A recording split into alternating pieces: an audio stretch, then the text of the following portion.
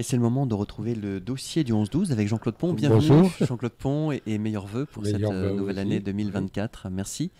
Donc je rappelle que vous êtes un grand spécialiste et fin connaisseur du commerce équitable puisque vous avez été président d'Artisans du Monde Saint-Malo pendant des années. Oui. Et donc on va parler des 50 ans précisément d'Artisans du Monde. Oui. Un petit historique Ben oui, 1974, 50 ans d'Artisans du Monde.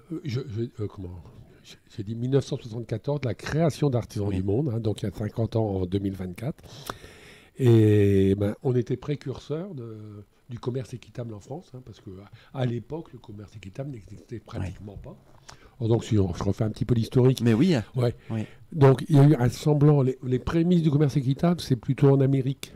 D'ailleurs, c'est des communautés... En Amérique du Nord Amérique du Nord, oui. Des communautés protestantes, beaucoup. Hein. On va retrouver ça, les protestants. Fair trade, comme on dit. Hein, oui, fair trade.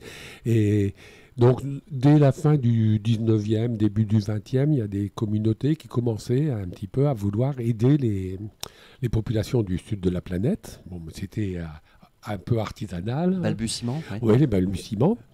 En Europe, c'est arrivé... Dans les années 60, alors c'est Oxfam, l'université d'Oxford, qui a créé ça, qui a voulu aider, lutter contre la faim dans le monde.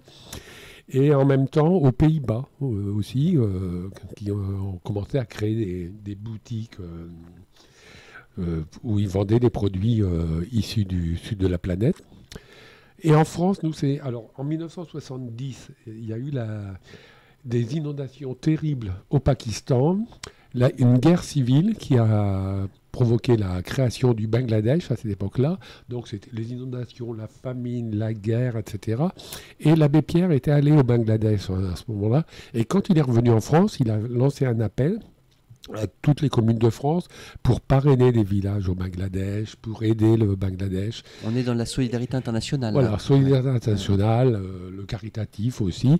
Donc c'est à ce moment-là, donc les structures Emmaüs, le CCFD, le Comité catholique contre la faim pour le développement, qui ont été à l'initiative de ça. Donc il y a eu des comités locaux qui se sont créés.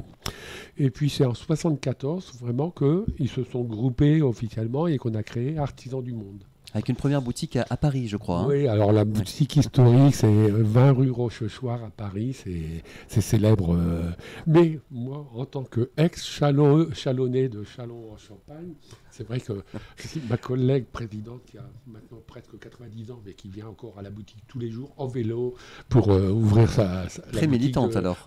Oui, alors elle, c'est une pionnière et elle ira toujours, mais le premier coin boutique, parce qu'à l'époque, c'était pas une boutique, on avait un coin dans une boutique d'une mercerie qui acceptait des bergers Artisans du Monde.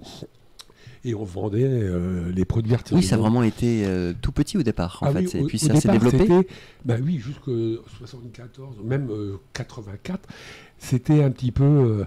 quand quelqu'un allait en Inde ou en Afrique, il ramenait dans ses bagages une valise avec des produits qu'il avait achetés là-bas, etc. On faisait venir, en se groupant, peut-être un petit container et tout ça, mais c'était vraiment des balbutiements, quoi. Et... Donc, lorsque la fédération a été créée en 1974, là, on a commencé à se structurer et on est arrivé à la création de la centrale d'achat. Ça ne s'appelait pas Solidarmonde au départ, mais c'était quand même la centrale d'achat qui, là, elle a commencé à travailler directement avec les partenaires dans beaucoup de pays. L'idée, c'est quoi? C'est de mutualiser? C'est d'avoir un dénominateur commun pour distribuer après? Oui, c'est ça, pour faire venir des conteneurs. Acheminer déjà, et puis ensuite distribuer sur le territoire. Ça coûte très cher. Techniquement, c'est très difficile. Après, si on fait venir un conteneur, il faut le remplir. Donc, on s'est groupé au niveau français, mais aussi au niveau européen. Oui. On a travaillé avec nos partenaires. On parlait d'Europe tout à l'heure, justement. Belgique, on parlait d'Europe. Au niveau européen, on a créé l'EFTA, c'est-à-dire le groupement européen du fair trade, du commerce équitable. Et ça nous a permis de faire venir des produits dans des conditions économiques, etc., et puis écologiques acceptables. Donc, Ça, Artisans du Monde s'est développé. Au début, c'était une vingtaine d'associations, puis on est monté en puissance. Entre parenthèses, je me permets d'intervenir, Jean-Claude Pont. Concernant l'année 1968, bien sûr, il y a eu des événements qui se sont produits en France, mais il y a eu aussi la deuxième conférence du CNUSED. Oui, alors c'est ça. En quoi est-ce que c'est important pour... Tout à l'heure, vous aviez parlé Fair Trade, et c'est parce que le CNUSED, c'est donc l'organisme des Nations Unies qui s'occupe du développement économique dans les pays du Sud. Et la deuxième conférence qui a eu lieu en 1968, les pays du Sud sont venus, et de mémoire, ce sont des Mexicains du Chiapas, qui est producteur de café, qui sont venus avec leur mot d'ordre, c'était « Trade, not aid ». Du commerce, pas de l'aide. Oui. Ils refusaient un petit peu ce... C'est pas de l'assistanat, en fait. La charité, etc. Ils se sont dit, nous, on travaille, on produit des produits de qualité dont vous avez besoin, payez-nous, on commerce ensemble, on signe des contrats, etc. C'est ça. Et là, c'était vraiment le principe du commerce équitable qui s'est lancé de collaboration nord-sud, avec chacun respecte son partenaire, etc. Des contrats de longue durée, etc. Des prix garantis. Et ça me fait penser aussi que donc il y a une évolution chez Artisans du Monde, puisqu'au début on était parti un petit peu du côté caritatif, etc. Beaucoup le CCFD, les communautés catholiques, etc. Et puis là sont entrés dans les rangs de Artisans du Monde des gens avec une autre vision. Il y a eu des débats internes dans les années 80. Il y a eu des débats quelquefois houleux parce que, par exemple, des partisans qui, eux, étaient plus dans ce qu'on appelle le tiers-mondisme, l'intermondialisme à cette époque-là. Il y avait le boycott, des oranges de Sud-Afrique, Afrique du Sud, parce qu'il y avait l'apartheid en Afrique du Sud. Il y avait les dictatures en Grèce, au Chili spécialement. Donc des militants d'Artisans du Monde ont pris position. On a eu une vision beaucoup plus politique. Et puis on s'est dit aussi, faire du commerce, c'est bien, mais ça ne suffira pas. Il faut agir politiquement, il faut faire bouger les lois. plaidoyers, justement, Artisans du Monde. Faire bouger les visions politiques du monde. Et c'est là donc... et c'est cette vision du commerce équitable qui a prévalu. Mais donc on s'est développé. Après, il y a eu encore une étape importante, c'est dans les années 95, disons. Il y a eu l'apparition de Max Havelaar. 88, non Max Havelaar, oui. On parlait de Pays-Bas tout à l'heure.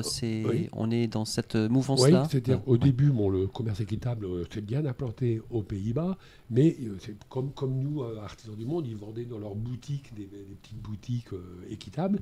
Et puis dans les années 90, il y a eu la création de Max Havelaar avec l'envie de vendre les produits de commerce équitable dans les grandes surfaces, dans la GMS, tout ça. Donc là, il y a eu encore un débat très important au niveau d'Artisans du Monde, c'est en 2005, où on a dit non, on n'ira pas en grande distribution, on veut rester indépendant, on veut pouvoir avoir des actions politiques, etc. Donc on reste à vendre nos produits dans les réseaux Artisans du Monde, dans les réseaux bio, dans les réseaux alternatifs, etc.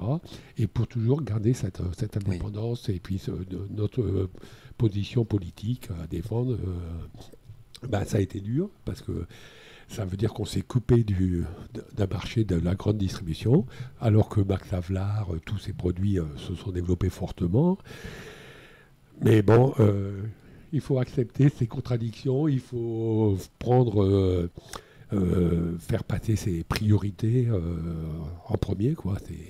C'était la volonté d'Artisans du Monde.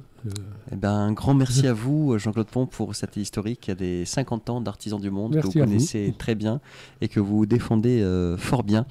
Je vous donne rendez-vous, si vous le voulez bien, mardi prochain pour une prochaine chronique. Plein de bonnes choses à vous. Belle semaine, Jean-Claude Pont. À vous aussi, merci, au revoir.